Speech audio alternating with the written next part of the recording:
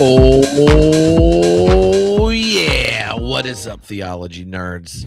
This is Trip, and I'm here with the one and the only, the bippity bop bop bop bop Bo Daddy. Wow, that is a lot of energy first thing in the morning. Yeah. I can tell you got a 2-hour head start on me. Look, actually, it's summer, so it makes getting here on time harder because I don't leave children at a school to learn things. I'm like, can we wake them up to make sure I've gave them breakfast? Because it's a partner violation for them to wake up, be hungry, and then ask mom in the middle of like meditation time, like, can I have food? Did your dad not give you food? No, he's playing with Bo on the internet. Yeah. Oh. Yeah. So I made some chocolate chip pancakes. Yeah? Yeah, and they don't know this. I sneak protein powder in them things so they get like 15 grams extra. Oh, modern parenting. That's hilarious, man. You're very creative. Yeah. Yeah. I'm just saying. What can't you put protein powder in? Have you found something that it doesn't work? Depends on what kind you have. But Okay. I use Huel protein powder in general, and I get chocolate, strawberry, and then my third flavor when I get it delivered, I like to mix it up though. Maybe go some vanilla or some salted caramel, right? But so you go, oh, I'm gonna make some strawberry chocolate chip pancakes. Put a little strawberry in it or vanilla. Both those go in good, and then you throw in chocolate chips, and they're like, tangy in the tummy. And you add that little extra flavor in. They don't want syrup. Interesting. Back when I was a weightlifter and I was training for football and other athletics, I drank those. Your muscles grew so fast that your skin hurt. That's right. I drank so many of those protein shakes that, but they were terrible back then.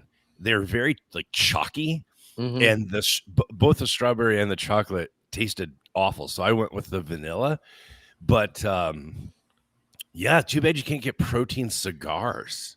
That's a good point, Evan. Yeah, but vitamin T is what I call it. The tobacco vitamin T. Yeah. Well,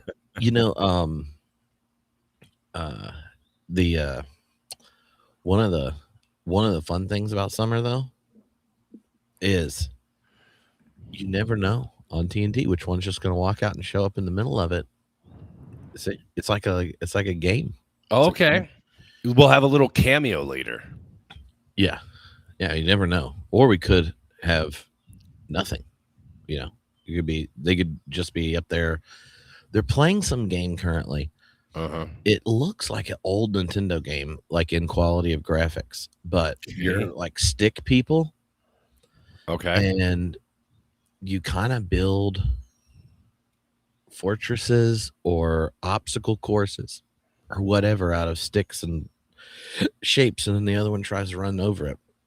Okay. And they laugh hysterically. Huh. Yeah. Wow. Which Lori asked in the chat. No, yeah. Haven is very glad Cora is back. Good. Yeah. So that's good. Hey, man, I have had just a disastrous week. I had big plans to get back on Substack this week and start putting out my videos and being part of the conversation and introducing topics and stuff. But we just have had one bad thing after another as far as home ownership goes. So yesterday I had to take off work, and I had a plumber come in the morning, an exterminator in the middle of the day, and I was supposed to have an HVAC person come in the evening. But because it's so hot here, people's ACs are breaking, and they postponed us to Tuesday because they were having emergency situations all day. I'm getting calls from older members of my congregation who are going to the hospital because of respiratory concerns because we got wildfires.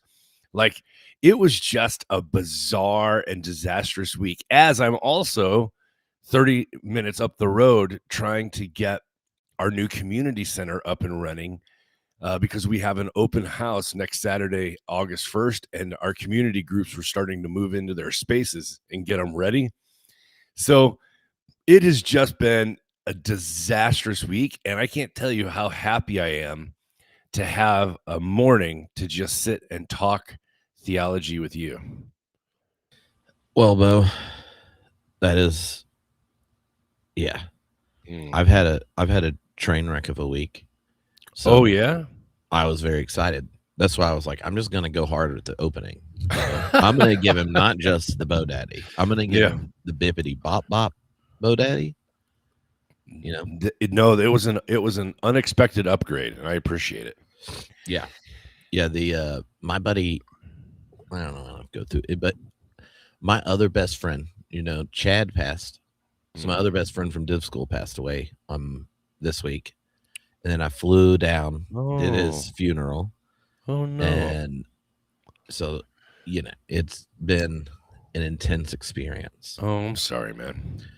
So I was like, well, it looks like it's not a good thing to actually be listed as a coffin carrier for me, Bo.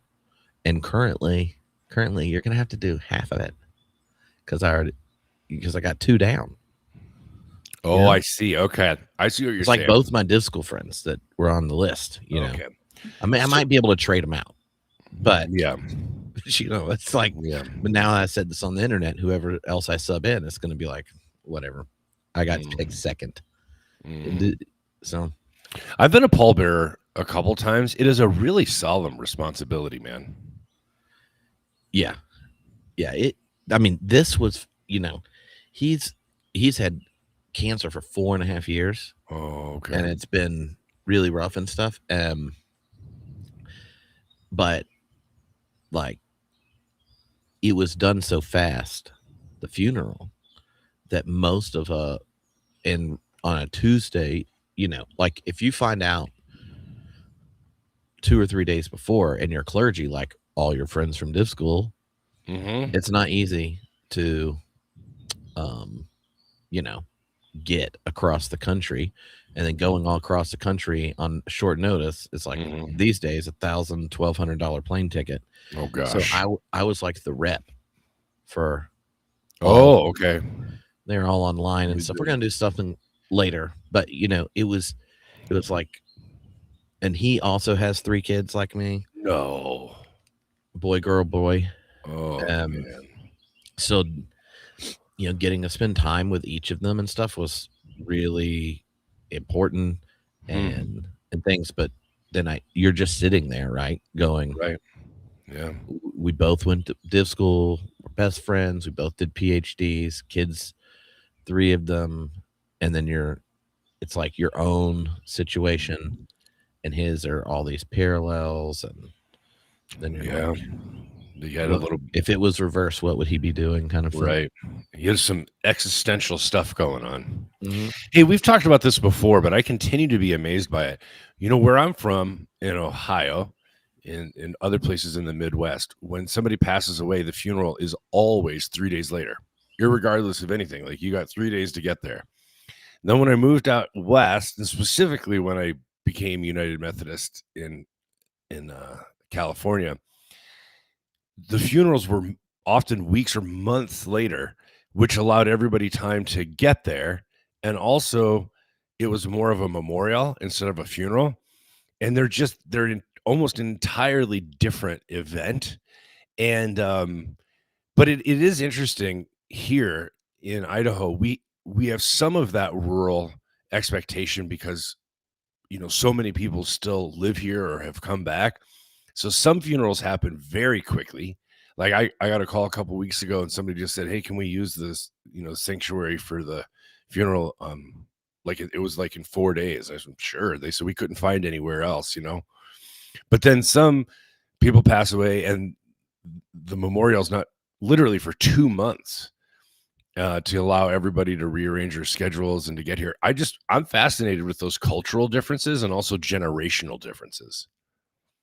Yeah, no, and of course, like if you're Jewish, you do it quick, like within 72 hours. And I think one of the reasons there's a norm of it being distanced in California is 3/4 of the families that are going to go to your mainline church are not local. So you Right. really are like whoever passed away, their siblings, parents, grandparents, whoever, cousins, all of them are most likely living somewhere else, you know? So Mm. if you do it quick, you're now, if there's, 40 people that are going to want to be at the service, then they all got to get there. Um, Yeah. Hey, something that happened to me this week I thought you'd be interested in. Because things have been so busy and like sort of intense, I have switched just from listening to podcasts and I went back to listening to Audible because I had a whole bunch of credits and I bought some interesting books that I never got to. I didn't listen to them. And so I was like, all right, let's give these a try. And so just next up in my queue was one called The Violent Take It by Force. And Trip, it has been the weirdest listening experience. So listen to this. In 2016, I got out of evangelicalism and I sort of, not lost track of, but I wasn't an insider anymore. And then from 2016 to 2020, which was both the stolen election for many of them and the COVID lockdowns, I had lost track of them a little bit. And listening to this history, this genealogy, and when I got up to 2016, Trip, literally every single person named in the book, like Frank Peretti, Cindy Jacobs, like every single C. Peter Wagner, I knew everybody. I've read their books. I've met some of them in person. I've gone to seminars. I drove up to Toronto when the blessing was there. Like I've done every single thing that was brought up for this new apostolic reformation. I know all of it inside and out until 2016. And it turns out that the introduction of a couple key differences was shocking because is it related to Nephilim? Do they show up in 2016? Well, Is there a defeat at a territorial angel mountain? Yes. No. Okay, good. I was trying to guess. I'm a cultural commuter to this world, Bo. I'm just trying to learn from you. And when Tim was on, I like maybe somebody didn't rock a mountain. Hold on. Let's see if you offer. There you go. You did. So there is a territorial angel involved in. Yes. Okay, good. And it's not only that, they went to Nepal because they did a prayer walk. A foreign territorial angel is somehow related to Jan 6. Do you know about the 1040 window? Is this something you're familiar with at all? Only from the Nephilim. Okay. Remember how that gap, like all these spirit places are running in that certain latitude or whatever? Yeah. Yeah. I'm with you. Okay. So listen, they went there because they had discerned that there was this territorial demon named the Queen of Heaven, and they were going to take the territory back. So they did. They assembled like 30 prayer warriors.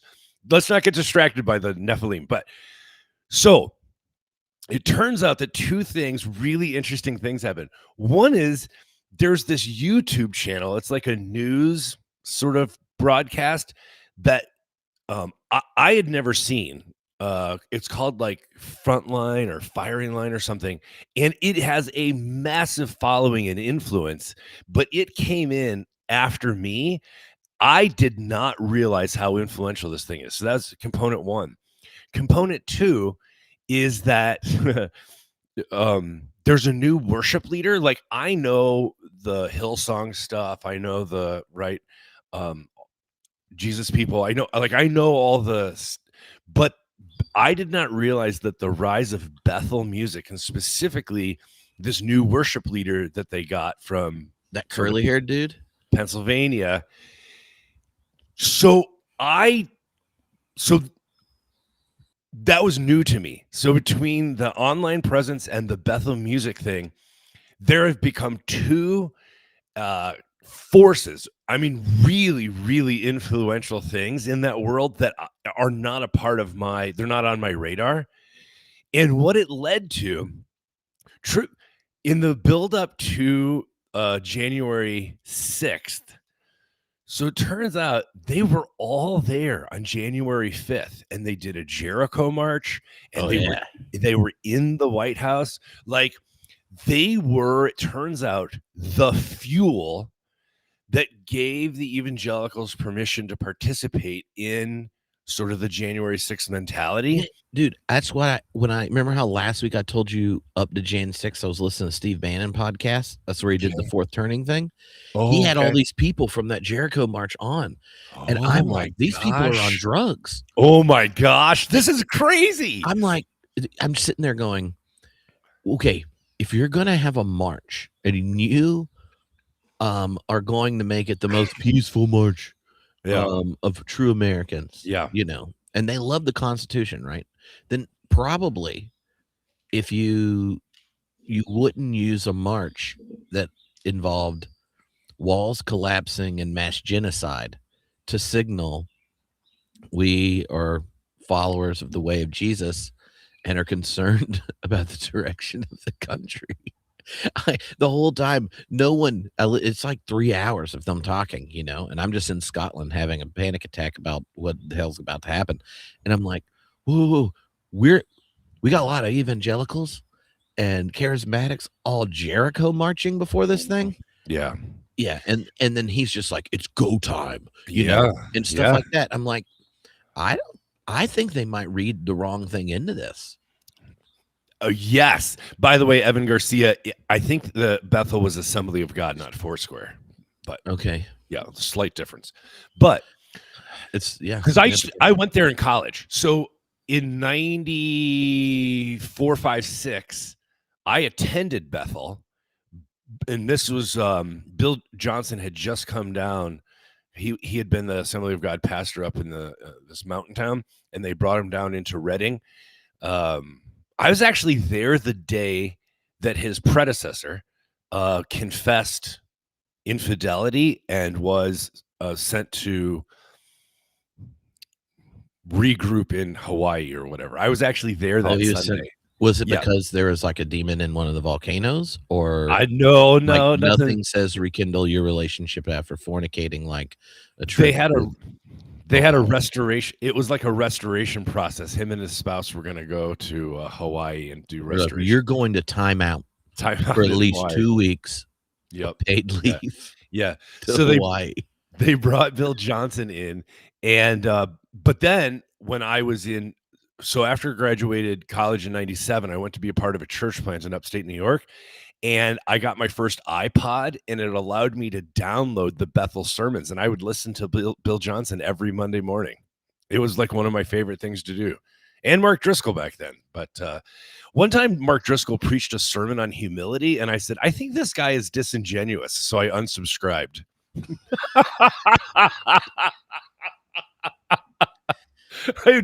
Something didn't ring true, man. So this book, the Violent Take It by Force. So basically, you're like listening to the audio version, and you're like, oh yeah, and you're sitting there going, why wasn't I at Jan 6th?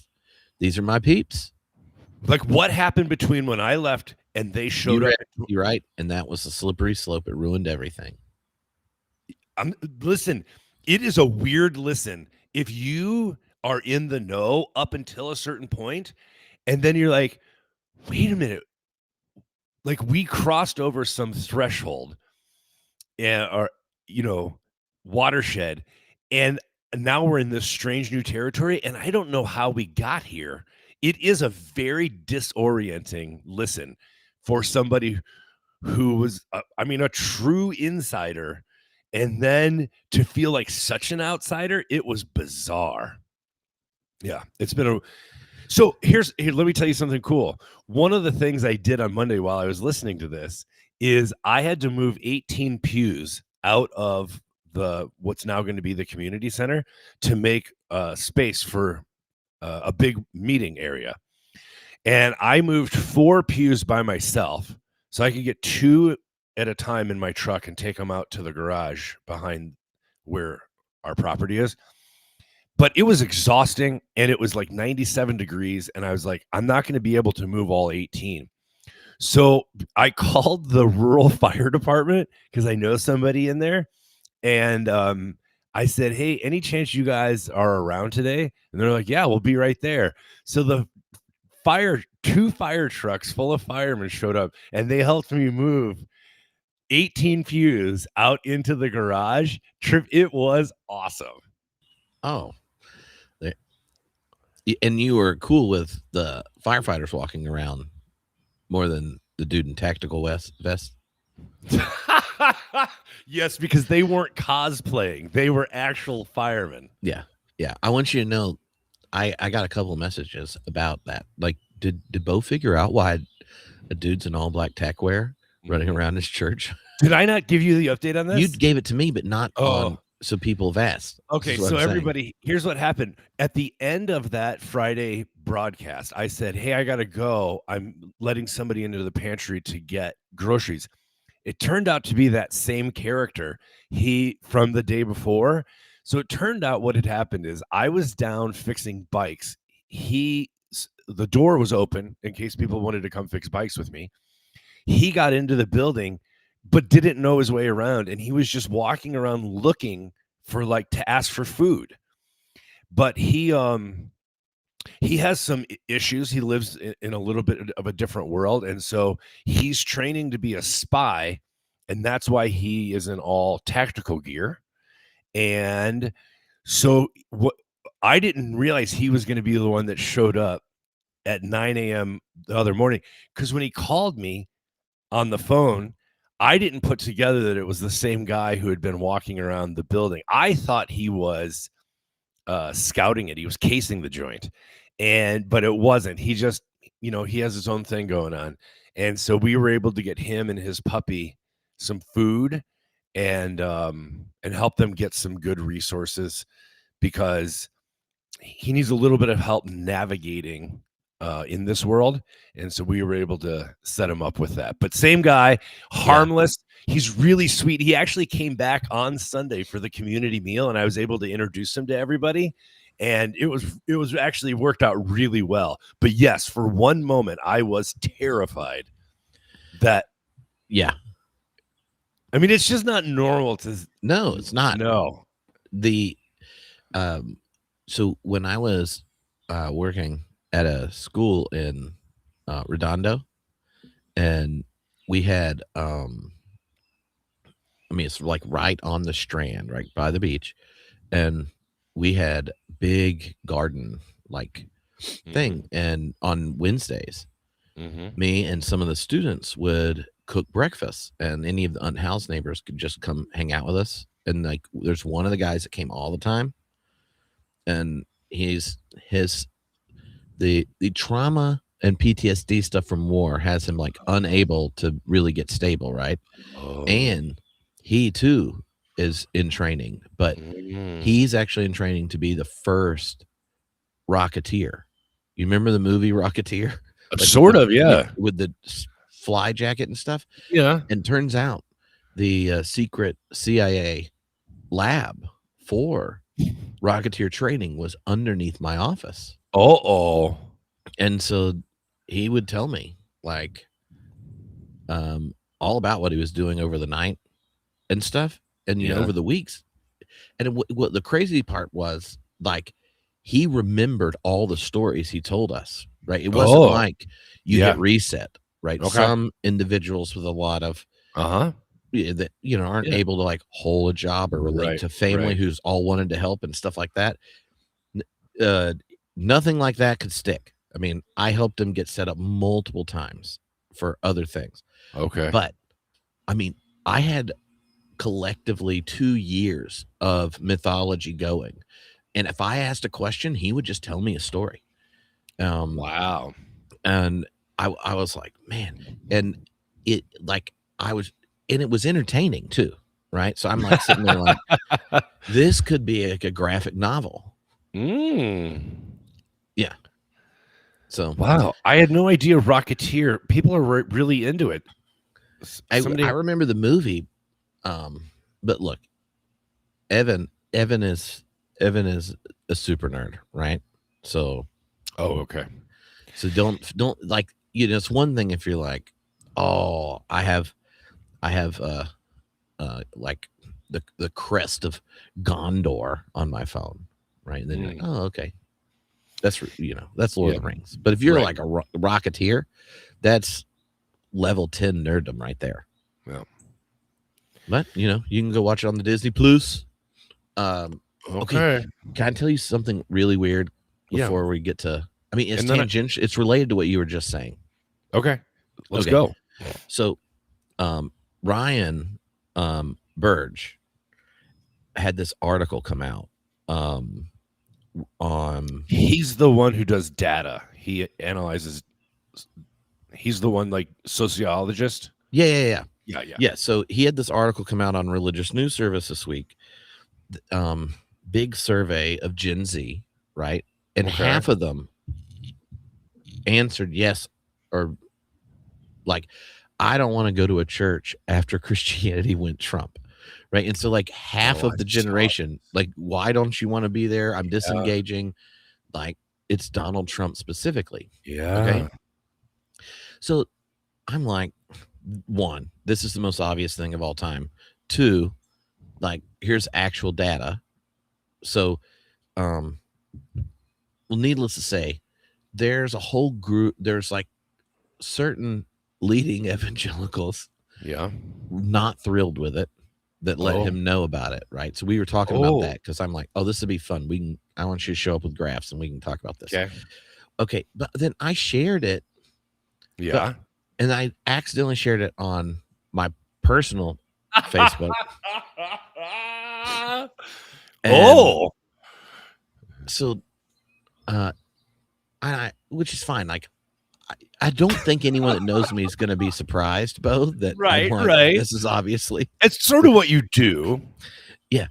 But so then someone comments that, okay, and this individual went to my church growing up and is like one of the most loving, caring Christian people who, once her and her husband retired, they basically spend most of the year in a camper van helping like carnival workers, people without health care.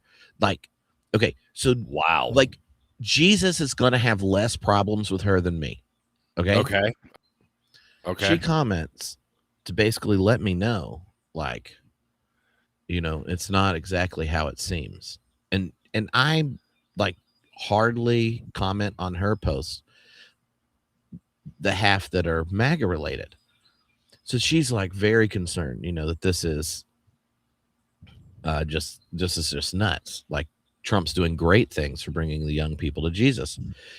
So I'm like trying to decide if I should say anything or not. And then I clicked over to this individual's Facebook page, and the post that I saw at the top said this, Bo. This is what you are voting for in each party. Wake up, America. I'm just going to tell you what you're voting for if you vote for a Democrat. Abortion for any reason. You're against the right to bear arms. You're against legal immigration only. You're against deportation of those in the country illegally. You're against pro-law enforcement ICE. You're against lower taxes for all families. You're for biological males in women's bathrooms and locker rooms. You're for biological males in women's sports. You're against parental rights over states' rights. You're against strong defense and military. You're pro-capitalism and pro-communism and socialism. You're for minors getting gender reassignment treatments without parental consent. You're for minors getting an abortion without parental consent. You're against school vouchers to give parents a choice. You're against working toward a colorblind society. You're against tighter controls for government spending and accountability. You're for censorship and limiting free speech. And you're against acknowledging the Christian heritage of America. Okay, Wow. Not only I did not see that coming. is it wildly unattached to reality. Like half of the things Trump has done better than anyone that's ever been president. But like you're worried about data where you asked people in like a peer-reviewed study and are concerned that half of a generation is like, oh, I ain't getting near a church because of Trump, right? You're worried that you're like, I don't know, buddy. But then when it goes to, I don't know,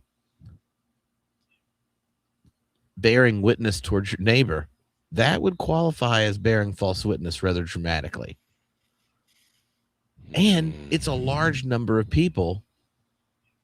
Like I know she knows a lot of people who are Democrats, and and yet, like as a human being, though, this is like she organizes her life on helping provide care for people that need it. Her and her husband coordinated Red Cross responses in natural disasters. Like, do you see what I mean? Yeah. Like, and now, why I say that is, I knew her before that 2016 thing. We're Baptists and things, and then all of a sudden, like she didn't say stuff like that because her pastor was a Democrat. He was my dad. You know? My. So this is what I mean. Like I occasionally get these check back ins where you're like, oh yeah, I remember we had that same sermon. And oh, you helped support a church plant because it was connecting to people who had never been to church. Like all these kind of things. Oh, you organize like really powerful, like justice-centered service projects for carnival workers and unhoused neighbors. And then something happened. Yeah. No, that's interesting. You know, being a love wins Christian is interesting right now, just because these weird times, like your story and this one I'm about to tell. Lindsey Graham died, and I have a friend who used to be a pastor and is now an atheist. But their new religion is the Democratic Party, the DNC, and they have just as much passion and zeal for the DNC as they used to for evangelism and world missions, right?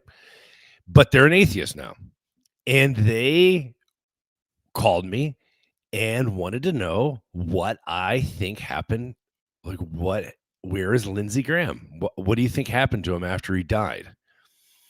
So what's interesting is this person doesn't believe in hell. They don't believe in anything anymore. But if there was a hell, they think Lindsey Graham should go there. So it's an interesting conversation, right?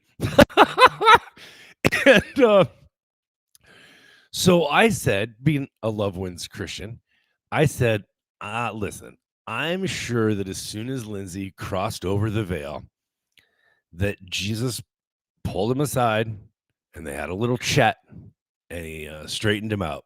And so whatever else happened, I'm sure that things look very different when you cross over the veil and come in and are known as you are fully known.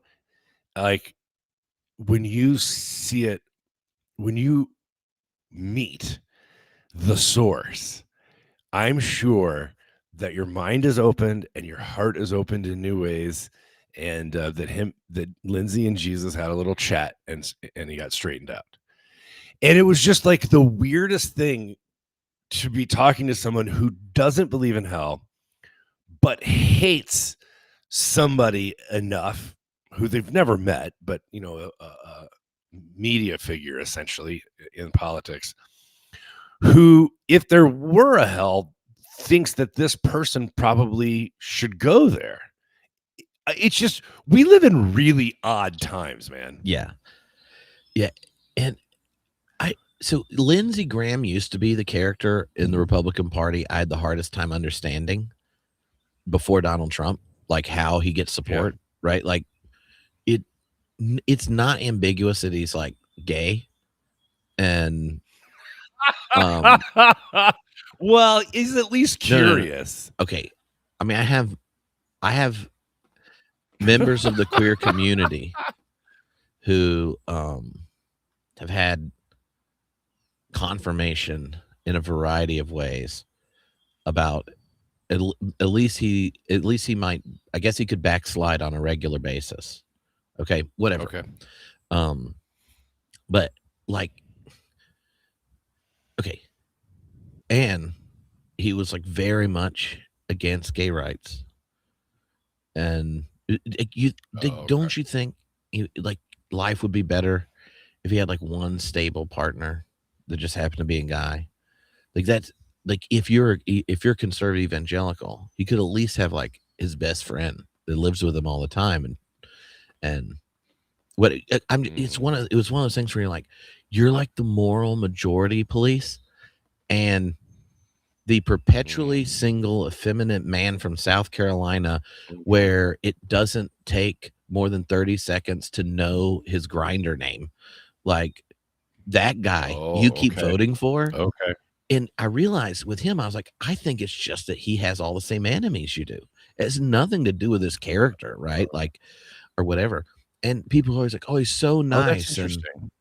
And oh, he's so jovial or whatever. And listening to people talk about someone who was like the pioneer of new reasons to invade countries and stuff, I just never, anyway, he's a warmonger. I just don't get it. And he was the one growing up, before Trump, that I'm like, I just don't really believe evangelicals really believe what they think. If they're like, I'd rather have that. Now, I'm perfectly fine with someone choosing to be single and a member of the LGBTQ community. And I'm perfectly fine with adult singleness. And I wouldn't be a qualm for me. It's just they legislate like it is. And I think that, and then Trump gets up and he's like, oh, we have the same enemies. And I realized like how binding it is.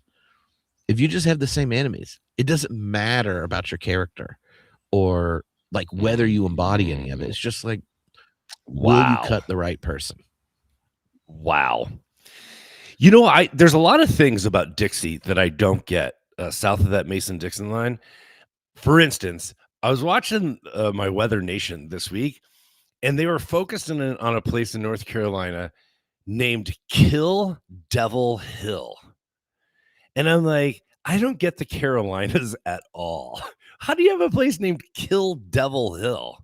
What's so weird? Dude, you can go down the same road and in an hour go from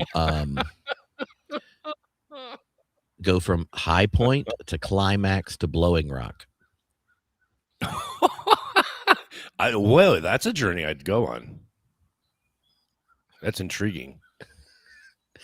I just self-edited both. Hey, I feel really proud of myself. Well done. Hey, I could use our chat's help with something. I know you had a bad week, and that explains two things. One is why the TNT was delayed in coming out till yesterday. So now I get that now, last week's episode. And the second thing is I've been texting you ideas all week and not hearing back from you. Now I get why. But I could use the chat's help. What are you going to say? I said we should talk about it on the podcast. No, I know. You said that yesterday. Or I have 879 unreturned text messages right now. Is that true? Oh, Lordy. No, I didn't take it personal. I could just tell you had a lot going on. I thought, you know what I thought it was? I thought it was your America turning 250. I've climaxed in Michigan. So I'm teasing you this morning. Hey, so here's what was going on. You texted me and said, hey, after last week's debrief, and said, come up with an idea for a session at beer camp, which is only 3 months away now. Yeah. And there's only Yeah.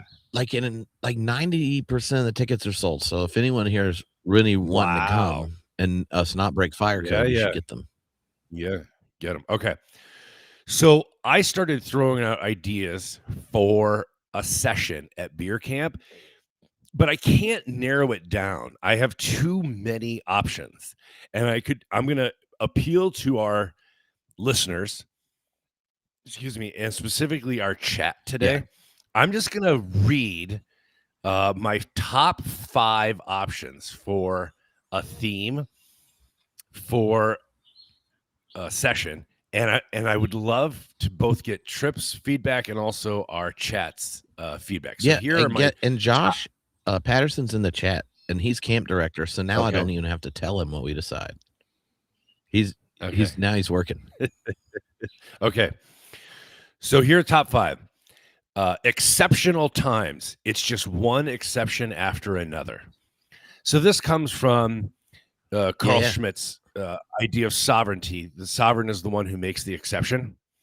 And, whether it is the Patriot Act or, the war on terror or whatever it is, it's just one exception after another. And since 2016, I mean, it's just a free-for-all now that the sovereign just says, well, that doesn't apply to me. The emoluments clause, like Citizens United, like nothing holds. It's just one exception after another. All right. So that's one option. Then another one I would love to do is, when people say the more things change, the more they stay the same. I for the last 15 years, I have been trying to convince my older congregants that's not true anymore. So I want to say the more things change, the more they will continue to change at an exponential rate. Yeah. So the more things change, the more they're going to change. So that's number 2. Option 3, emergency and the spectacle, faith in exceptional times. I think that's my favorite because it both brings in political philosophy, political theology, and the spectacle. So I would love to get some Guy Debord in there. That would make me very happy. Option 4, theology in a time of exceptions, emergency, spectacle, and simulation. So this adds yet another layer when we get into simulacra and that way you can talk about Baudrillard. Yeah, I would love to integrate some Baudrillard in there. And then the last one is emergency politics in a society of spectacle, a survivor's guide. Because that way we could do a little bit of constructive, hopeful. Yeah. Right? And it's on theme, so, the God Podcalypse. Oh, yeah. Too long. My titles are too long? My themes? I don't know. Like, I got some really long titles. That's what subtitles for. Saying all this stuff. Saying all the stuff from your second favorite title.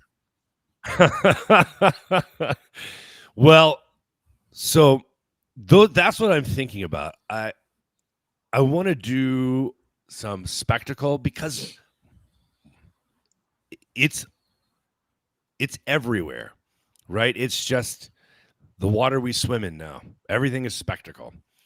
But I'd also love to do some simulacra and integrate some Baudrillard. I mean, I'm going to do that anyway.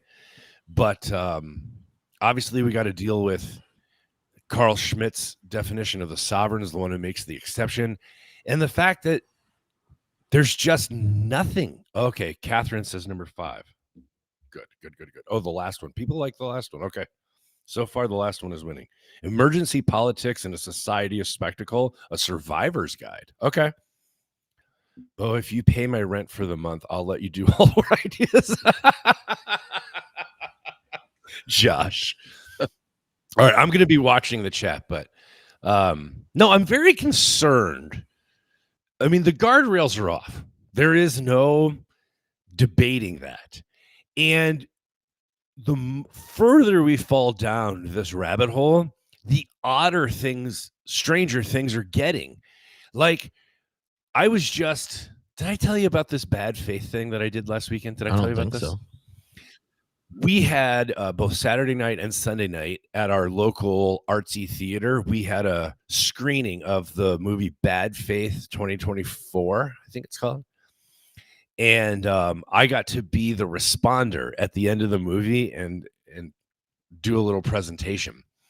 One of the things that I noticed both evenings is that really well-informed people of the liberal persuasion, like, they're really well-informed, they're clearly passionate, they're invested, but they're playing by some old rules, a game like Monopoly, and they haven't moved over to this new Risk board, and they're still arguing Monopoly rules. They're like, you can't move that piece in that direction.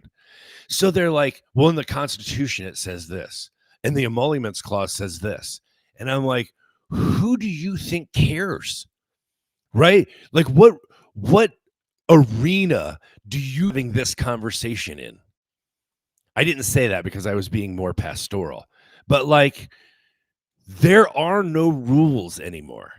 It is a naked grab at power, right? The grift is everything now. So you're trying to be reasonable about some clause in an ancient document, and you think if you make a good argument about that, like, well, then you couldn't do that. I mean, you can't do that. Like, no, they're doing that. So Yeah.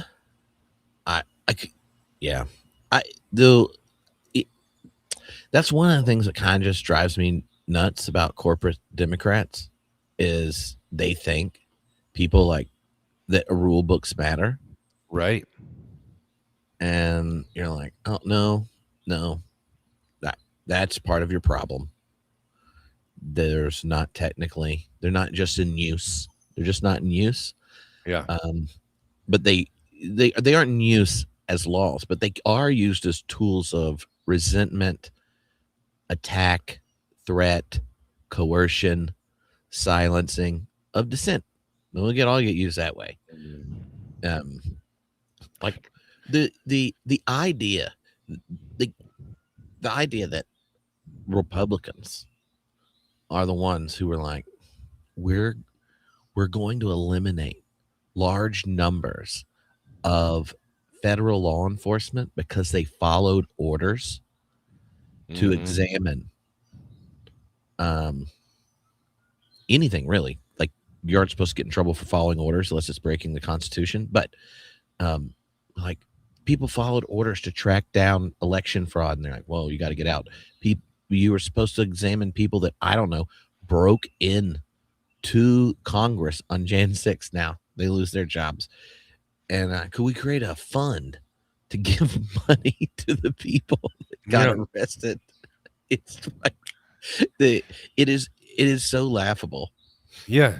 So listen, if my plan is to burn down your house,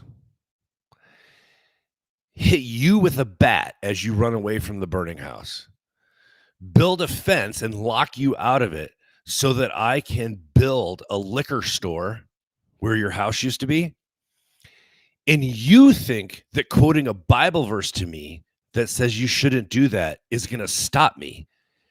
I mean, that's what it feels like to me. Like, you're like, well, in Genesis, it says this. I'm like, I don't give an F.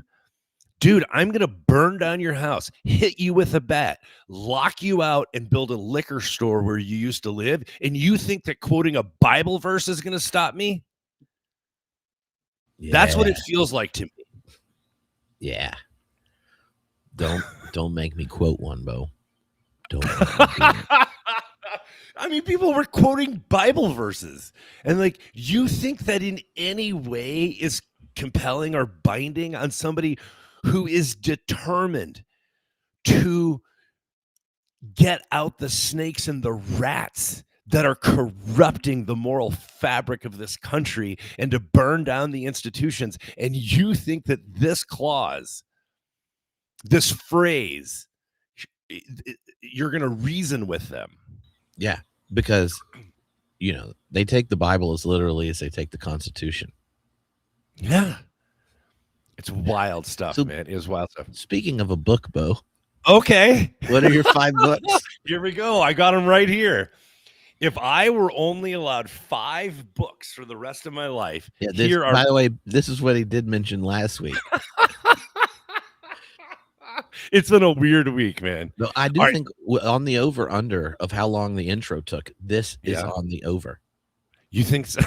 Before we get to the actual topic, 51 minutes. Okay, book number 1. It is held together with duct tape.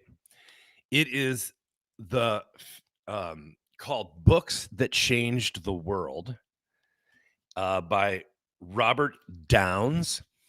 It is a quick summary about the ideas in and the impact of, let's see, this is the 15th edition, and there are 16 books in here. So it's everything from Machiavelli, Thomas Paine's Common Sense, Adam Smith's Wealth of Nations, Thomas Malthus, The Essay on the Principles of Population, Thoreau, Uncle Tom's Cabin, Das Kapital.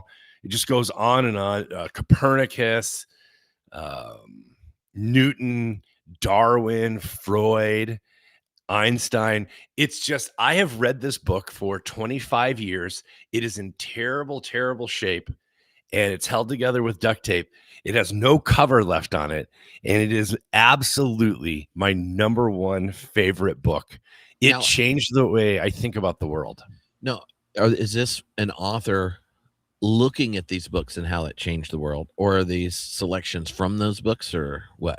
No, he summarizes the ideas and then talks about the impact they had in their time and their ongoing impact and legacy. So it makes my brain hum and buzz and sing. It helps me to connect new ideas. I mean, dude, this is the book, by the way. I was raised, and as a youth pastor, I was entirely anti-Darwin, 100% anti-Darwin. And this is the book that I was like, I actually don't know Darwin. When I encountered the actual ideas, I was like, that's not what I was taught. So it created a crack in my certainty that I was like, I'm not sure I've actually encountered some of these ideas. I've just been taught to combat them. So that was very, very eye-opening to me. Ooh, all right. Now, am I supposed to give my first one and we go back and forth? We can go back and forth, sure. Okay. What's your number 1 draft pick? Like a very specific Bible, like the one I've had since undergrad. Mm-hmm. So it has all my notes as an adult, and when it died, I think it was like around my 30th birthday. Mom and Alicia got it rebound, like really nice leather, because it was a New Oxford Annotated Bible that you get for academic Bible classes before you can do languages, So it's look, I mean, I like the NRSV translation, but it has like my notes from all my classes when I would go through it, or when I'm working on sermons, and it's like, oh, I got to remember this. It has Post-its in it where if I've preached on a text before, but then there is a whole exegetical riff I haven't used, and I'll leave it in there and go like, okay, well, if you get to, like, how often are you going to preach Ezekiel 9? I'm like, I won't remember in 10 years this quality material I preserved. Nope. So I stick it in there. And that's fascinating. Yeah. All right. Number 2, I grabbed the wrong book. So the book I would actually bring is Theology at the End of Modernity by Sheila Grave Devaney, but I accidentally grabbed Theology for the Nuclear Age by Kaufman. But Theology at the End of Modernity is essays in honor of this book. So I just grabbed the wrong one this morning, but that's my number 2 draft pick is Theology at the End of Modernity, Sheila Grave Devaney, essays in honor of Gordon Coffin. But wait, okay. Now, what if you had to pick your favorite essay in the book? No, see, here's the thing. It's the interplay between the essays that fascinates me. So this man must have been some kind of a genius for people to have been able to interact with his ideas and convictions in such diverse and disparate ways. That's one of the things that intrigues me and keeps me coming back to this book as a conversation partner. There you go. Yeah. Oh, my second's Lord of the Rings. But and it has to be the one of my versions are all in one book. Mm-hmm. So I would specifically pick the version that I read with Elgin the first time I read it out loud in lockdown, because it was a 1-volume version. Yeah. Unless I get to bring my beautiful 3-volume folio edition in the slipcover. So my third draft pick is a Lord of the Rings special edition. It comes in its own slipcase. It has the gold, right? It has the maps. It is a beautiful, beautiful bound edition, anniversary. Oh, I love this thing. I got it for Christmas one year. It's funny. It was like my only Christmas gift. I think they spent the entire budget on this one thing. And it's a nice one. I didn't care at all. I love this edition. Yeah. If there was a 1-volume one that also had giant fold-out maps in it, then I'd pick that version. I don't know if it exists. It probably does. Yeah. But like, where it's a big one and it's got big Bible energy, but then it's like one of those Bibles that have all the maps in the back. And then you start like, and then you're like, there's maps. And then they're like, but here's the map you can unfold. And then, now it's 4 times the size of the book. And it has like little dots. You can track everyone's journey. And yeah, if there was a 1-volume that also included the Silmarillion, I would pick that so that you get like an extra pick. Because one of the things I've been thinking about is if you only get 5, it has to be things that I will enjoy reading repeatedly, right? So like I've read the Bible, I don't know, I'm going to guess 20 times at least in its entirety. And then obviously there's, if it's in the liturgical calendar, a lot more, or if it's the Gospels or certain letters from Paul, then Tripp shows up to them a lot. Big fan of Jeremiah. I've always liked Jeremiah, read Jeremiah a lot. Anyway, but I'm like, I got time on whatever this desert island or whatnot that we get 5 books, then who knows what kind of like cool connections you'll draw because you're just bored AF reading all these things. So then I'm like, then you really would want the Silmarillion around. That's a trip, man. Yeah, because it's like I've read it and there are certain sections I go back to or whatever. But if you're like, we'll pick you back up in 3 years, I would have like basically a giant Tolkien book in my head by the time they come back, because I would just read that thing multiple times, go into Silmarillion, get all. I do need Post-it notes, I don't know if that counts as a book that you bring, but just imagine that you had like one giant thing of Post-it notes. Think of how important would your insight have to be before you decided to write it on a Post-it note? This is what I remember thinking after this prompt of going, how like, what happens if you thought, oh, I have to be here 3 years, right? So you're trying to be judicious with your Post-its. And then turns out it was 5 years. So you have like 2 years that you have no more Post-it notes if you didn't plan this correctly. Right. Well, it'd be a problem. Yeah. What's your third book? Because you did second Lord of the Rings. I did third. What's your third? That's what I'm saying. I would pick Silmarillion. Silmarillion. Oh, okay.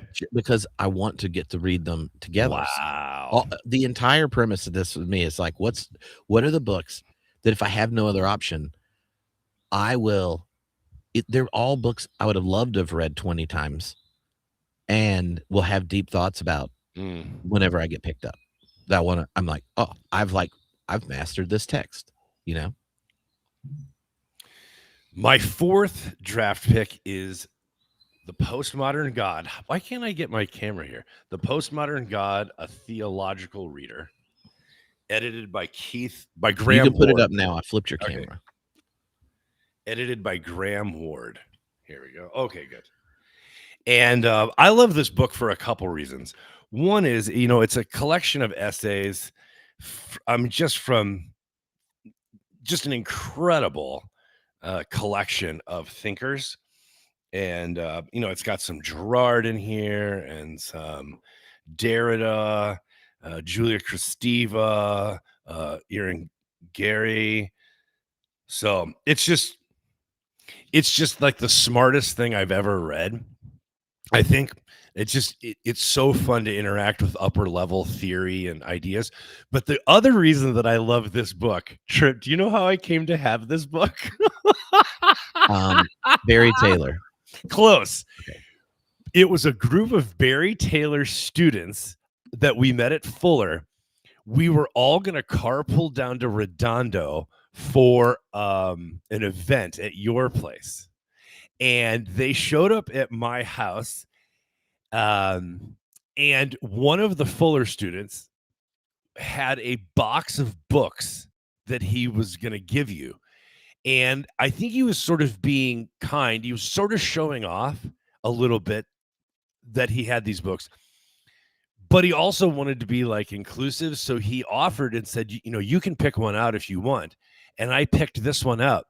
And he sort of tried to take it back from me because he said that it retailed for $85. And I think he really wanted you to have the book. He wanted to like impress you with this $85 gift. And I snagged this book and put it in my car so that it never even got down to Redondo. Well, I have it, so it's okay. It's okay. Why I guess Barry is because one of the classes that we taught together, that was one of the texts. So okay. So Barry and I used it was one of Barry Taylor's. Awesome. It was one of Barry Taylor's students. And I just love that that's how I came to have that book. And also just that, I enjoy the book so much, but I always smile and think of the person who didn't necessarily want me to have that book. Sort of regretted offering it to me. Life is full of regrets. You got to figure that out. What's your fourth? Okay. Ooh, Process and Reality. Oh, the big one. Yeah. Yeah. I was hard because like I thought like Religion in the Making is my favorite one to teach because it's like you can fill in a lot of the gaps. And if you're teaching like at a seminary, it's the one that there's the most immediate traction, right, with students. But like section 4 of that book is complicated. It's always been confusing to me. And I'm like, if I got time, like I'll have like very clear answers when I get done, like rocking section 4, or decide like some Whitehead scholars, like it's kind of a detour. But that's what I would go with. So my fifth book is called The Truth About the Truth, Deconfusing and Reconstructing the Postmodern World.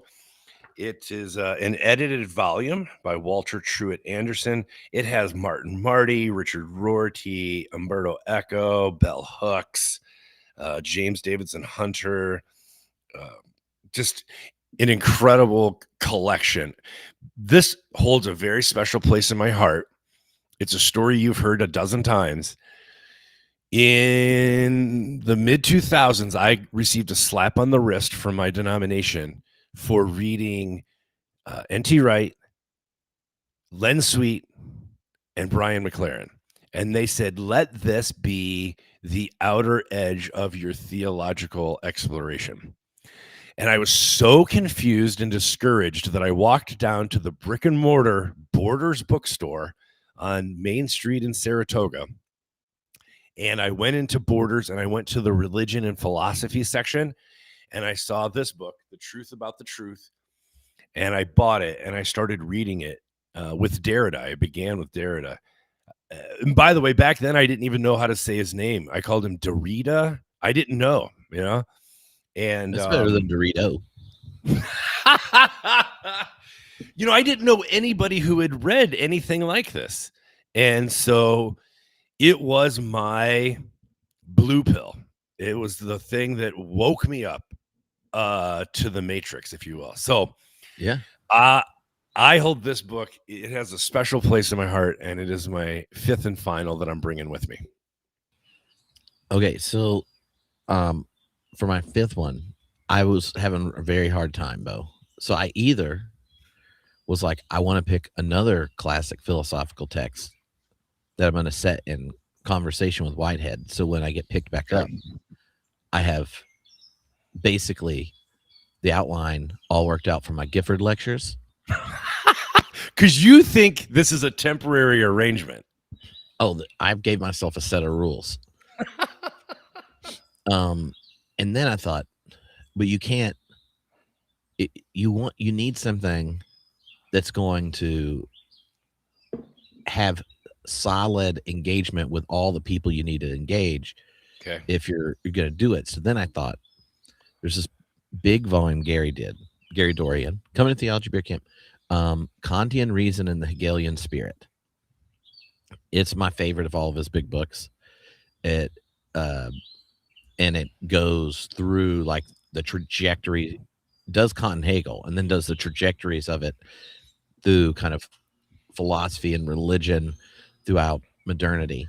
And I'm like, that I could do that, because I was either wanting to do that or do phenomenology of spirit.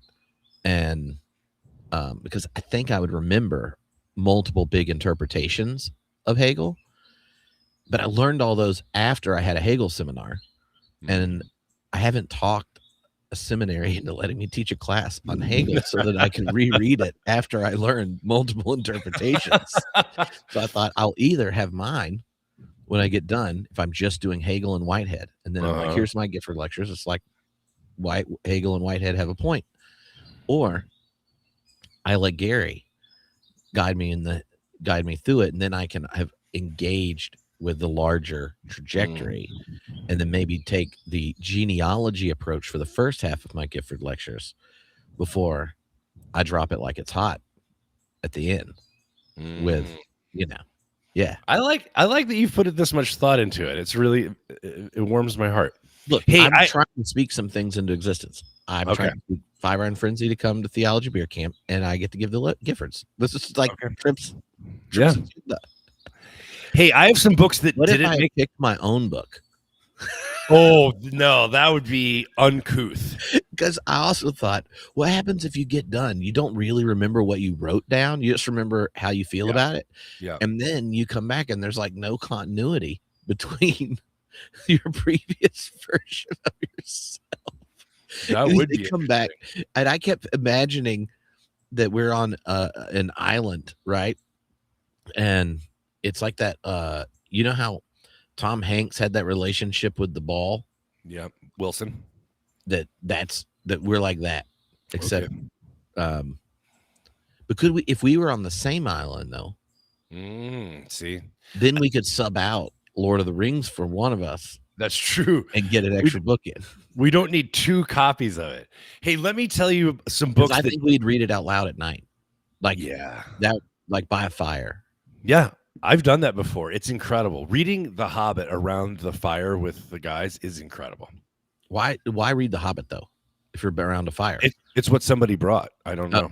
Okay, because if everyone's done Lord of the Rings and you're by a fire, then you need to do the Weathertop chapter. But I'm just saying that's the correct answer. Okay. If you read one chapter around a fire, you read Weathertop. Okay. All right. Here's some books that didn't make the cut, but that I think you'll like. This is a very fun book called God is Disappointed in You.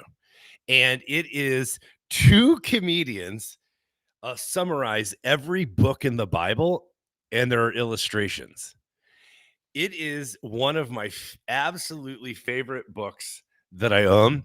In fact, with my Bible study that I used to have in Portland, whenever we would finish a book of the Bible, we would celebrate by reading the summary of "In God is disappointed in you," and then going out for drinks. It was one of my favorite things. So when we finished Ruth or the Gospel of John or whatever it was, we would read their summary.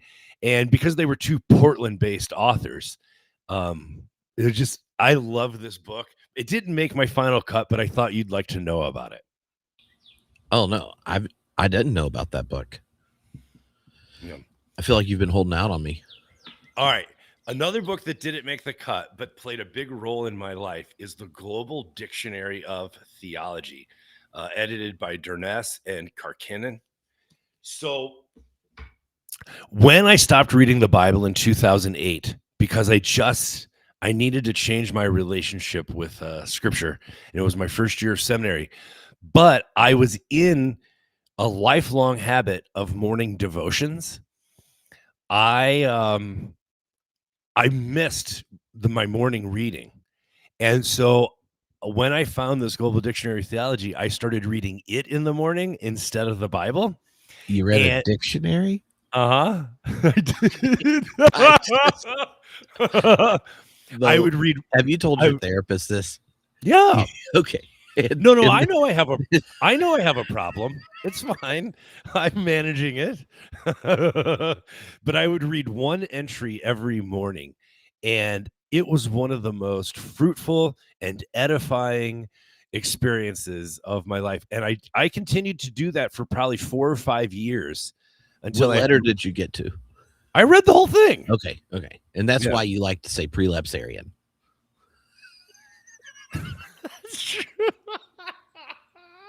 All right, last book that didn't make the cut is the book that I do read the most. I pick up this book more than any other. It is Theology After Ricoeur, A New Directions in Hermeneutical Theology by Dan Stiver. Oh, great book. Oh, yeah. I think I pick it up more than, I'm going to say more than all my other books combined, I would think. I return to it. Dude, Dan is so cool. I never met him.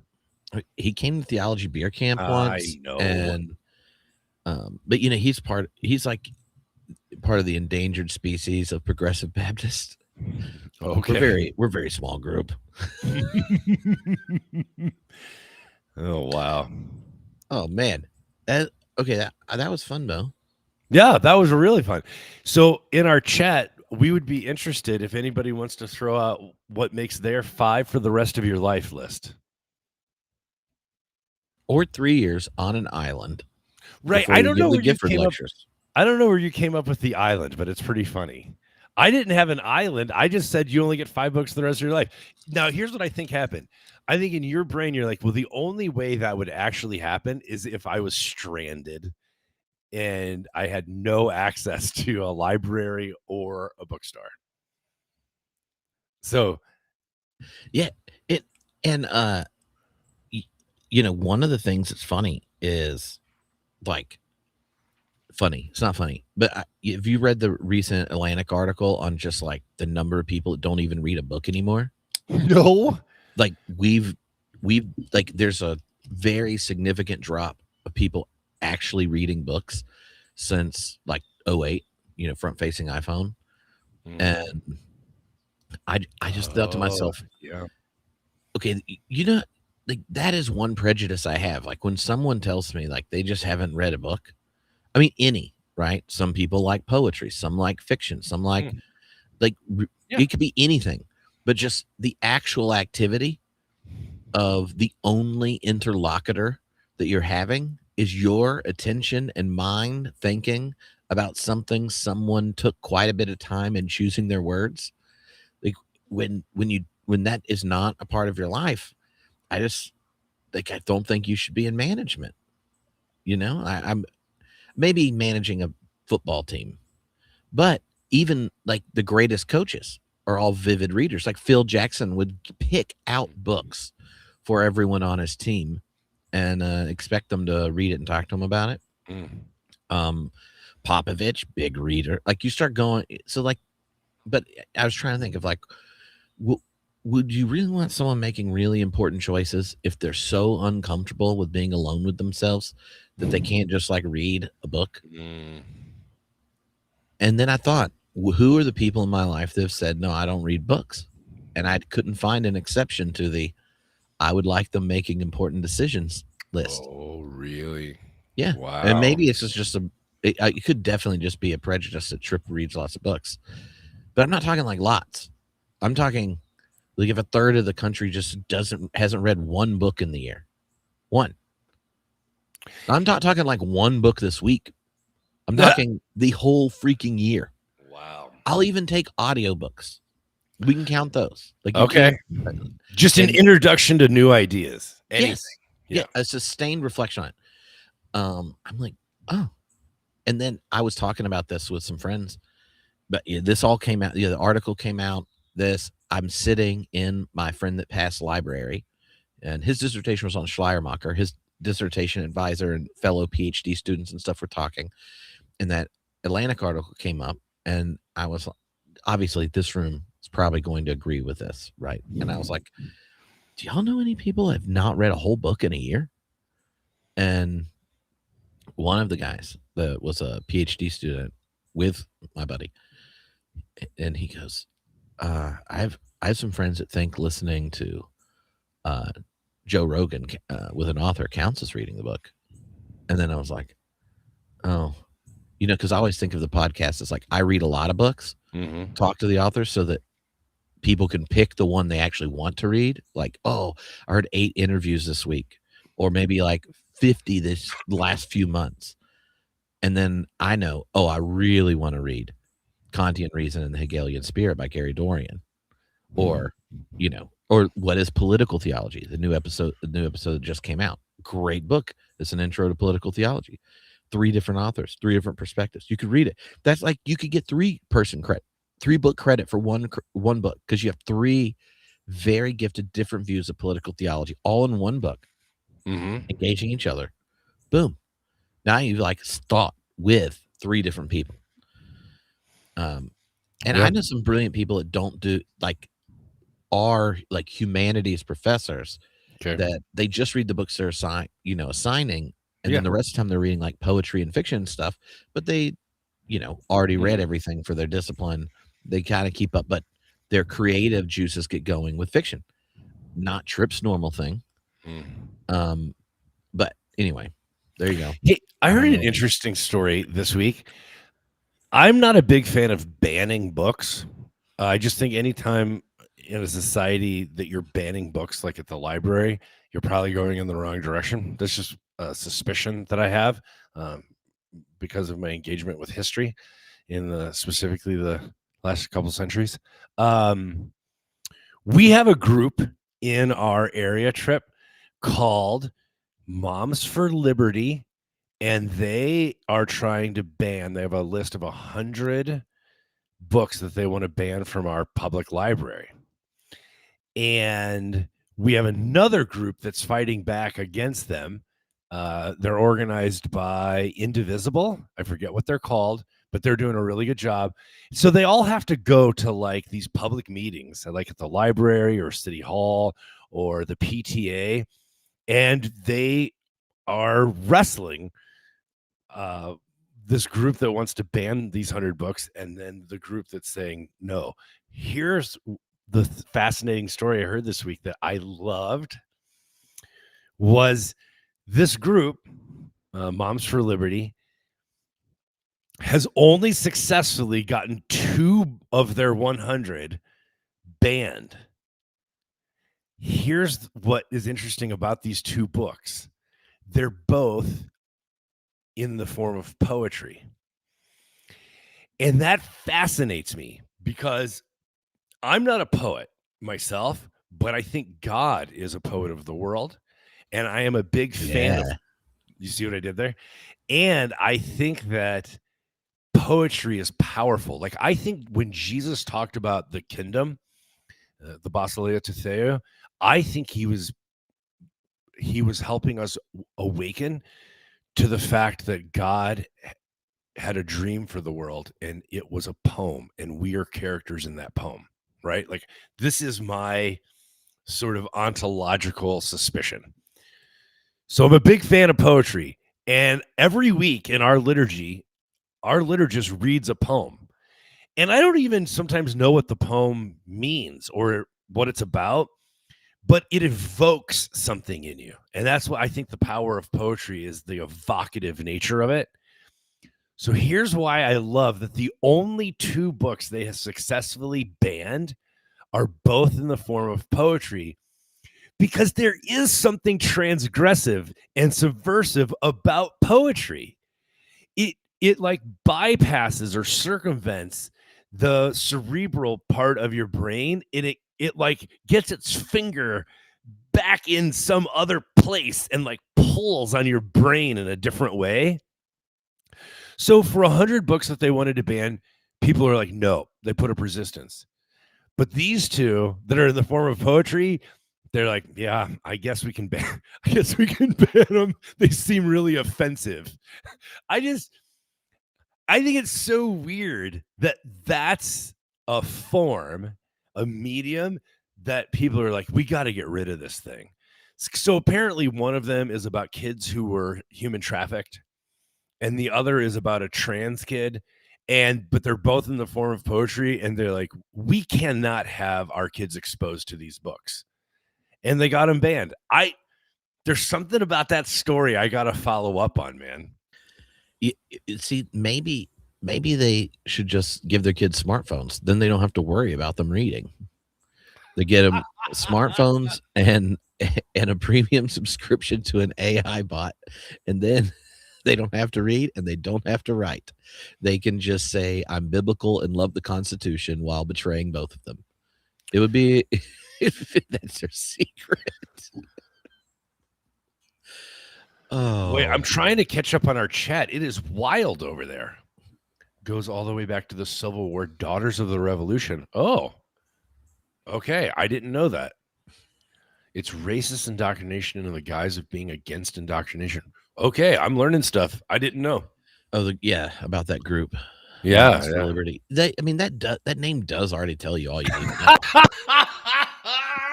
Listen, when I drive up to my new community center, 30 minutes north of here, I have to drive past a place called the Heritage Academy, and I'm sure they're teaching the Constitution in there.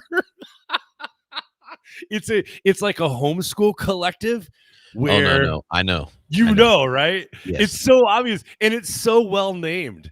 It's so funny to me. The Heritage Academy. What does Jerry Falwell have a statue in there? Yeah. One of the things that I've been like thoroughly entertained by recently, and are like conservative people freaking out about the Odyssey movie. You know how they get really worked up about it. And Helen of Troy is played by an African actress. Or if they don't like particular changes, or like, I laughed at one thing, and then the internet's like, you're probably going to enjoy even more crazy right-wing complaints about this film. But there's this guy, it's like Jordan Peterson adjacent. He's got a weird name, and then Peugeot or something like this. He's like into mythology and stuff, and he had this long rant about it, and it was just dumb, right? Like, it sounded smart, which I guess is why people were sharing it, but like, it wasn't even Wikipedia level informed about Greek mythology and its construction, or that Odysseus is a story. There's multiple versions across all these different. The person trying to get home that encounters monsters, like, it is a large, like, that myth travels. It's like when people get mad that other cultures in ancient Mesopotamia had flood stories. And they're like, where does this come from? They're just messing up the real thing. And you're like, I just don't think you know how things work. Well, anything. you know what's funny is I come from a world, 6,000-year-old creation that both got offended that something like the Enuma Elish existed, but then also strangely took it as confirmation that there had been a worldwide flood. Yeah. Yeah, but they did not take dinosaur bones as confirmation. Oh no, that was a deception by the devil. Yeah. I gotta say though, like sometimes the creativity involved in distorting reality is so beautifully creative. You're like, wonder what you'd come up with. I don't know if you thought about reality. Yeah. Like just that maneuver. You're like, well, what about the dinosaur bones? Have you thought about this? So Satan was like 6,000 years ago when God was making everything, was like, I'm a fallen angel. I'm gonna sneak some bones in the dirt right in the middle of day 2. He folded chocolate chips into the dough. Yeah. Yeah. That's Satan sneaking protein powder. Hey, Trip, I really am disappointed. I thought you were going to say it's not hate, it's heritage. I really thought you would just automatically. I got standards, and someone could clip that one line out. Okay. Hey, have you had AI write any of your essays lately? I know you get accused of that. No. Though I've read some AI essays in the form of things turned in by students. Okay. But I don't think legally I can tell stories. So no, yeah, you're probably at least not while we're on the internet. Not in your contract. Okay, I will say, like, if you're going to send an email to someone harassing them, you should at least ask the AI to make it not sound like AI wrote it. And second suggestion, when it fabricates quotes for the person you're emailing, take them out. Because if you, let's say, hypothetically speaking, someone was to send a 3,000 word email commenting on my eternal destination with fabricated quotes from my books, and I'm like, come on. Back before AI, when someone did that, they got the quotes right. They didn't understand it, but they at least looked at the book long enough to find something to not understand and complain about.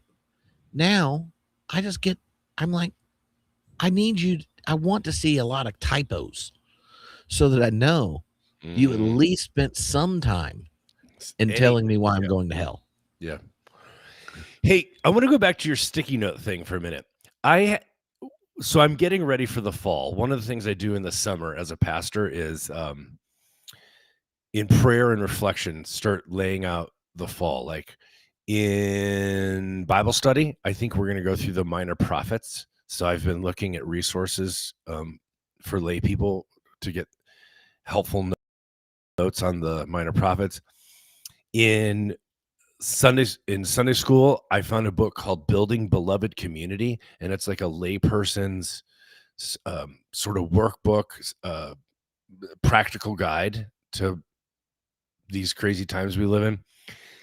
And then I wanted to do something ambitious in the sermons, so I think I'm going to preach through Romans and use the arrogance of nations as my conversation partner. Yeah, you like that? It's Elliot, right? Yeah. He has another. So he also did the Hermeneia commentary on Romans too. So you should get both, because the arrogance of nations is like the conceptual vision through it, but then you also have with the Hermeneia is like his close reading of the text, arguments around translation, engagement with other scholars. Whoa. Yeah. Dude, that's intense. Okay. So that's what I'm thinking about doing. But how it ties into your sticky notes, because I don't think I have notes in my Bibles anymore. I love that you have a Bible with your notes in it. But 30 years of preaching, I don't think I've kept up with how I address certain texts and stuff. But here's what I have done. Because I've been blogging for like 15 years, Trip, I can Google nearly anything. So I put Bo Sanders and then whatever the subject is, and stuff comes up. It's incredible. And it's one of those funny things where you're like, goodness, I have spent a lot of time writing on the internet because I can put in almost anything, and the stuff that comes up, I'm like, well, all my prep for Sunday school's done. It's a pretty fun thing, Yeah. you know? Yeah. Yeah. It's like it's like doing a search on all the Homebrewed episode transcripts. Where I'm like, I think I talked about this at some point. Yeah. I know I talked to this person. Sometimes what I'm thinking of is something you said, but I'm always like, look, I've already explained today that after 6 months, I probably will remember it that I said any of the parts I like. That's hilarious. Oh man. Oh man, there was something just a minute ago. You triggered something, and I was like, oh, I got to tell Bo this. And now, was it about the devil planting dinosaur bones? Oh, I mean, no. Or I mean the Heritage Institute. I've had some encounter with individuals in that homeschooling network. Okay. And, I'll just say you executed that title really quickly. Wow. Yeah. That is so funny. Was it about firemen showing up? About the at UT Austin, a philosophy professor was not allowed to assign the symposium by Plato. What? Because of the sexual mores involved in the text, and the professor wrote a piece, like a letter about it, that was one of the funniest things I've read. Like, just imagine you teach, like, you're a preeminent Plato scholar teaching at a rather prestigious school. It's an R1 school, research level 1 university, and some like Bible thumpers whose kids are probably at the Heritage Academy or engaged in classical conversations. That's the other homeschooling one. That are classical conversations, and they're probably members of the Moms of Liberty. The moms, they're all stay at home with a lot of kids. You get all this harassment and pressure on the school where they're like going through text and like, we have a lot of heritage here. We prefer classical conversations, and you know who we're going to eliminate from the philosophy program? Plato's dialogues. Oh my gosh.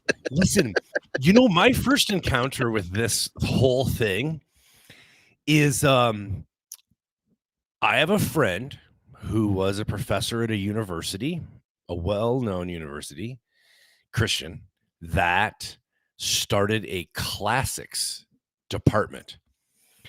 And there was something about it that was intriguing. I'm going to go with intriguing or suspicious, in that it well funded as all the other departments combined. It was like residential, and like the application process was different than every other enrollment at the school. And they had special arrangements with the professors about like who taught in the classics. And so there was something up, right? So my friend, who is a professor of color, pointed out when this program was first unveiled that all the books were by white folks or Europeans. And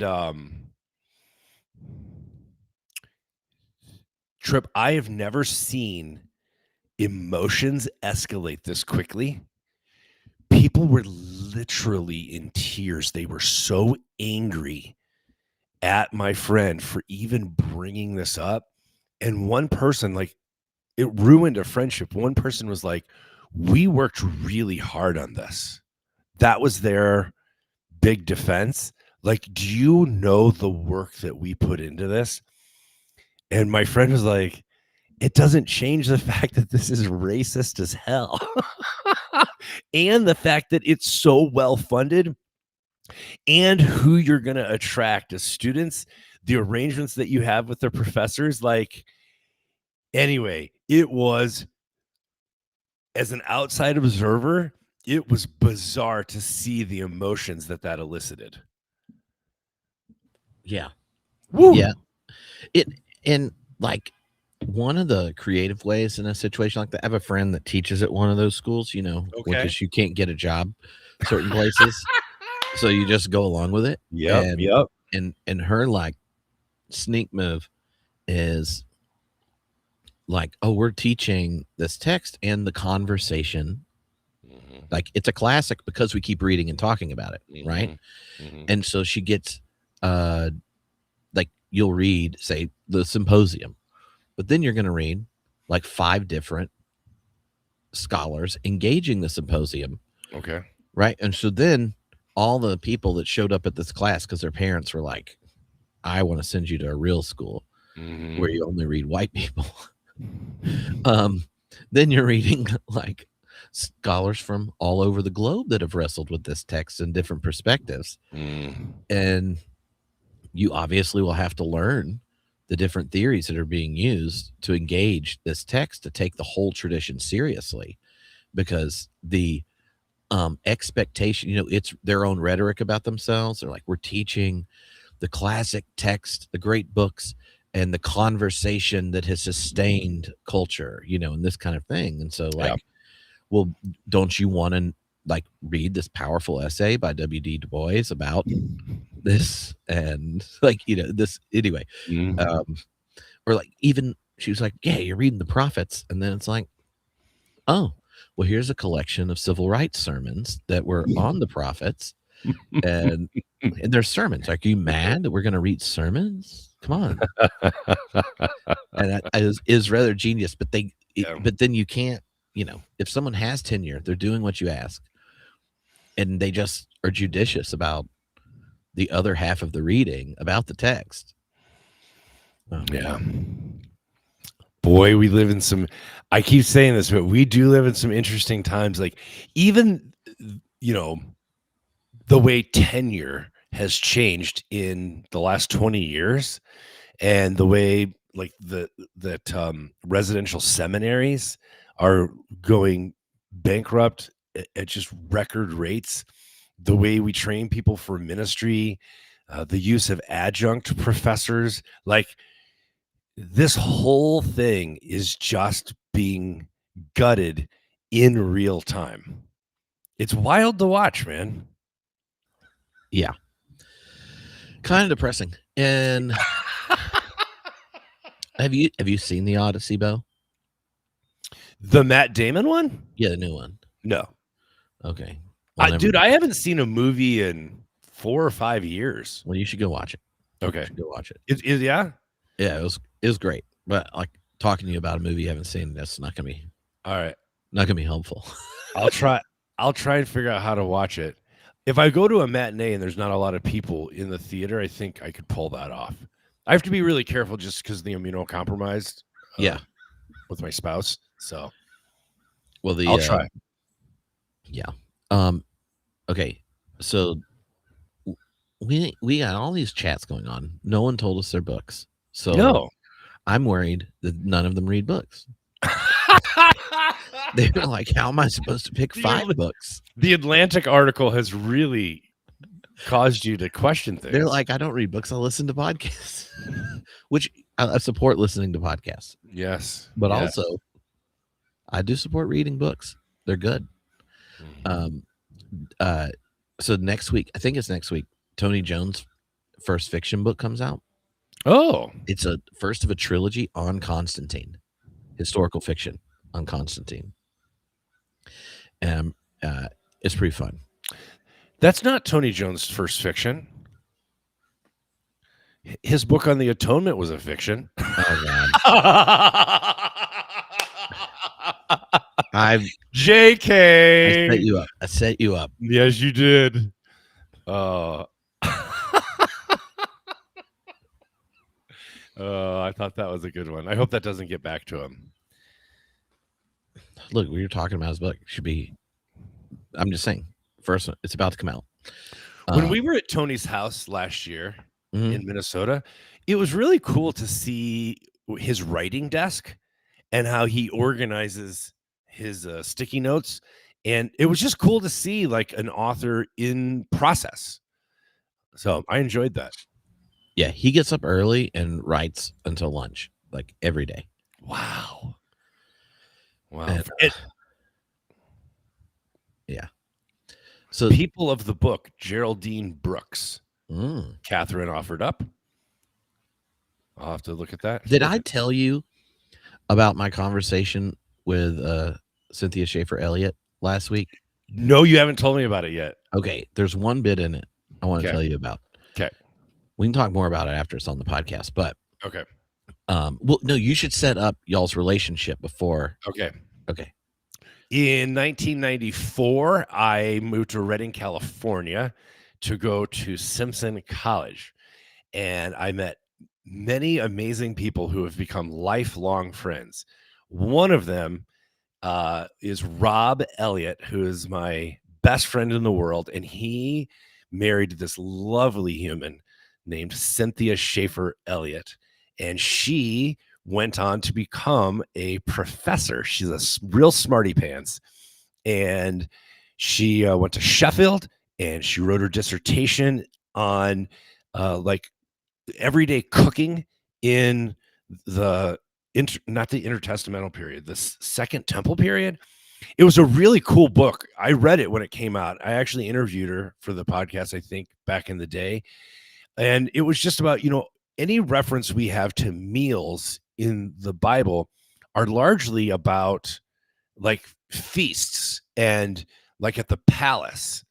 But as an archaeologist, she's an archaeologist, the stuff they dig up is like how real people cook every day. And so it was very enlightening.